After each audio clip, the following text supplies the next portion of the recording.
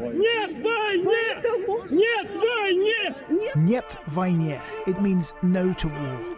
To utter those words in Russia today is an act of courage and defiance against an Orwellian regime that has outlawed the very use of the word war. Protests continued over the weekend in Moscow, St. Petersburg, and more than 50 other cities across the country. Nikita went to yesterday's demonstration near the Kremlin. He'd hardly been there 5 minutes, he told me, before police arrested him. I arrived and somehow managed to get through the cordon that had been put up around the square, and I realised there were far more police officers than protesters. And as soon as people arrived, the police detained them and put them in the police vans. It's difficult to say exactly how widespread these protests are. Most independent media has been shut down, and the police are skillful at making sure large crowds don't get a chance to congregate. But an independent monitoring organisation says there have been more than 13,000 arrests in the past 12 days, with a record 3,000 yesterday in Moscow alone. And the authorities seem to be trying to do everything to discourage further protests. What we see now is increased violence by the police. For example, yesterday, some women were tortured in police stations in Moscow. I mean, really tortured. And the policeman, there is audio files of that, so there are just like real proof of that. We've listened to two of these recordings. On one, you can hear what sounds like someone being beaten. On another, a police officer can be heard threatening violence.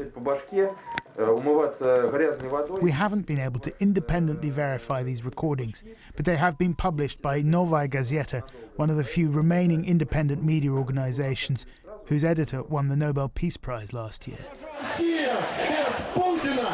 Last time people came out onto the streets in Russia in large numbers was 10 years ago, when Vladimir Putin returned to the presidency after a short stint as prime minister.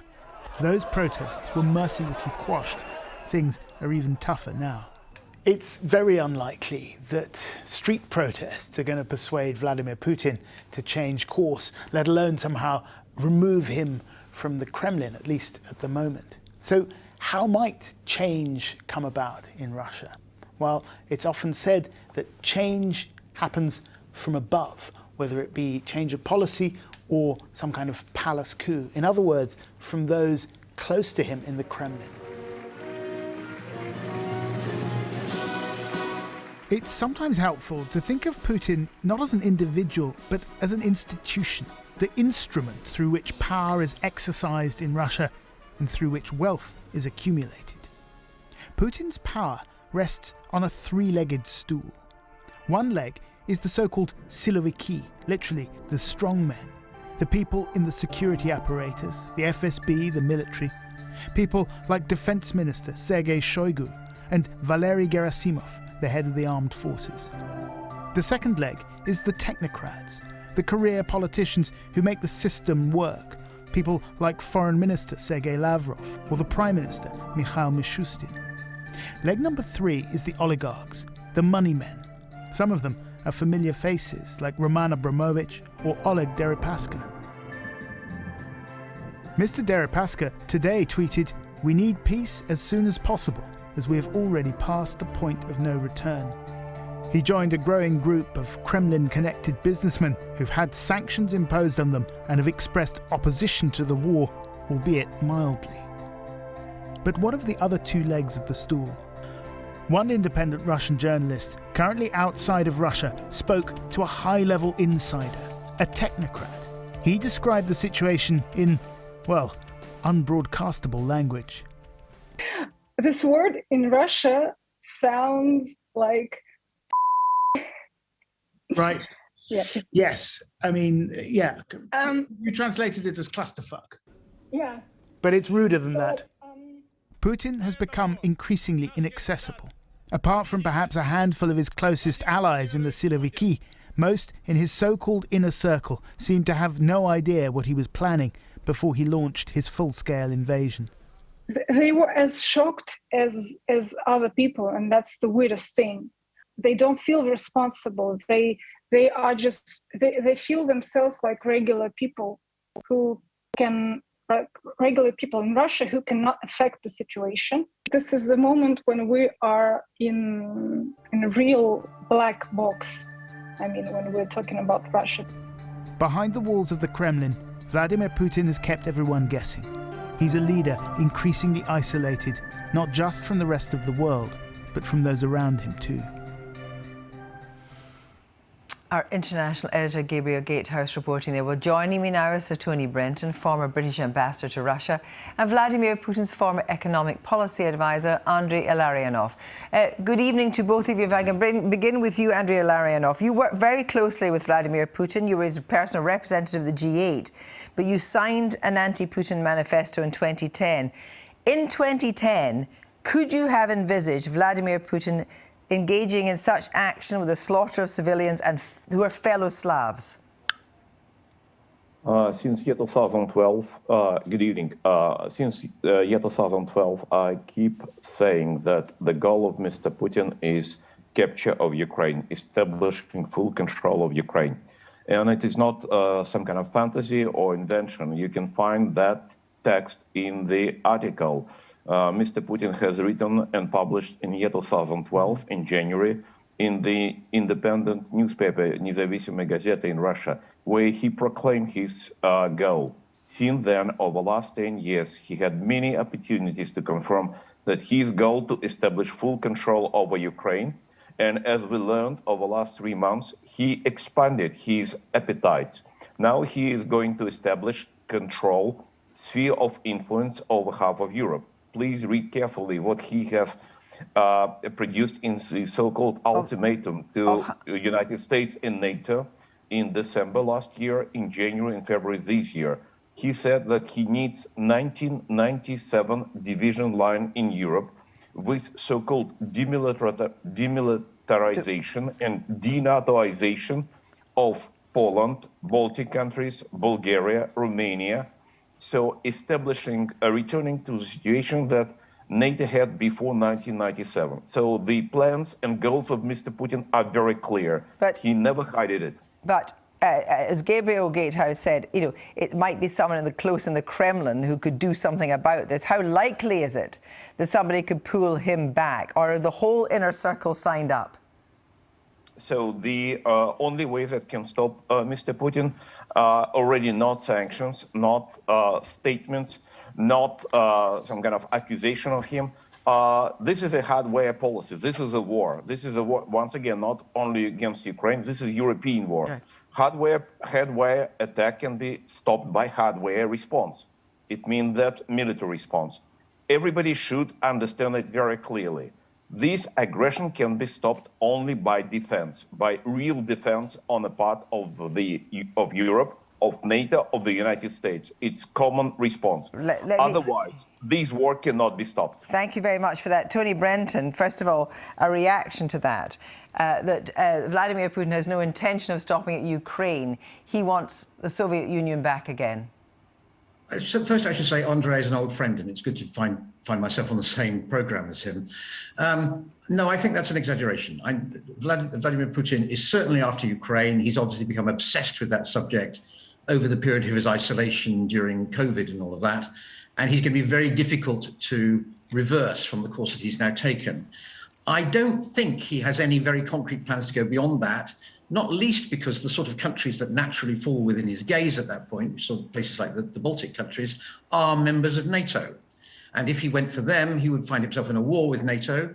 NATO spends about 10 times as much as Russia on... But Tony Brenton, let me just bring you onto the point which your friend is making here, that actually this was very obvious from 2012. And I wonder if you think that the way that NATO conducted the expansion was... That is certainly right. I think NATO, we the West, to some extent have brought this on ourselves. We never took seriously Russia's security concerns. And this goes back beyond Putin. This goes back to Yeltsin and to Gorbachev, each of whom said expansion of NATO is going to ruin the liberalization of Russia, is simply going to alienate the Siloviki in Russia, which is exactly what's happened. But that's not really the point now. The point now is that Putin has launched an aggressive war. And the only way of stopping him, and Andrei is right about this, there's nobody around him who's going to stop him. There are demonstrations in Russia, but they're not going to stop him either. They're relatively minor demonstrations by comparison with those 10 years ago. The only thing that's going to stop him is military defeat. So, what will his response be, do you think, to the Blinken proposal to give MiG jets from Poland to Ukraine and then backfill with American jets? Will that just intensify an air war? Yes, you will see that as escalation. And he's talked about the ultimate end of escalation, which is the use of nuclear weapons. That doesn't solve the problem. I think the point about what's going on now is that actually his war has the smell of failure over it. We, the West, should be doing everything we can to turn it into a failure and to add to the pressure on him to back off. And there's an encouraging sign today that may be beginning to happen.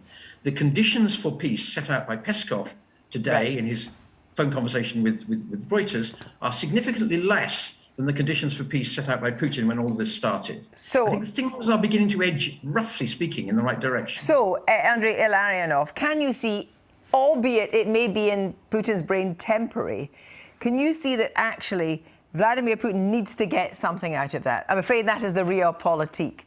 And what do you think, if he thought he was struggling militarily, would he settle for something? Would he settle for something in the east of Ukraine or not? What I would agree with my friend Anthony is that what can stop Mr. Putin is military defeat. And that is why the West now should do everything possible to guarantee that Mr. Putin would get a military defeat in Ukraine. For that purpose, the West can provide Lend-Lease arrangement for Ukraine right now, to establish no-fly zone right now, to provide actually military deployment of JEF, Joint Expeditionary Forces from NATO, and Britain is a part of JEF, Joint Expeditionary Forces, into Western Ukraine to secure military convoys in Western Ukraine and to secure humanitarian convoys. Can I just stop you there? Can I just stop there? Because what you said was incredibly interesting there. You actually think that we should establish a no-fly zone. Don't you have the fear that other people have that actually an enraged Putin might unleash a nuclear attack? No, it's a mistake. Just we have 3 cases when the NATO as organization or United States or even a single country of NATO did something similar, and the response of Putin was no. In year 2008, during Russian attack on Georgia, George W. Bush sent Navy into the Black Sea, U.S. Navy, and sent a U.S. Air Force into Romania and Turkey. 12 hours after that, attack on Georgia was stopped.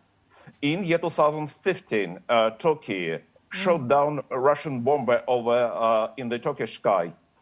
Just for violation Turkish territorial integrity.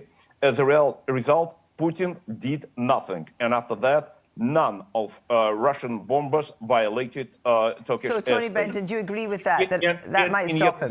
In 2018, the United States... I'm afraid I don't agree with that.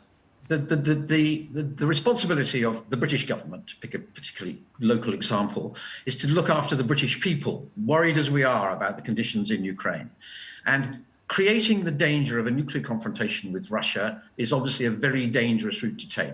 Putin can be defeated without imposing a no-fly zone. Most of the action isn't taking place in the air anyway in Ukraine.